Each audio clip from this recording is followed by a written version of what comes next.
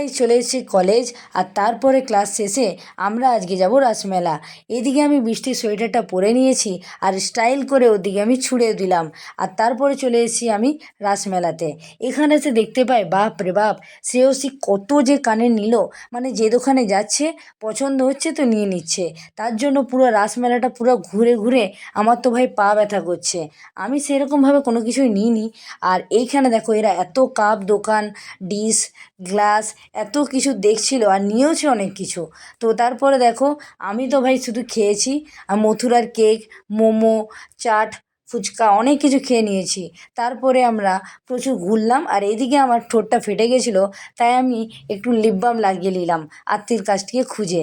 তো তারপরে দেখো আবার শ্রেয়সী চলে এলো কানের দোকানে। মানে এত নিতে পারে বাবা মেয়েটা কানের।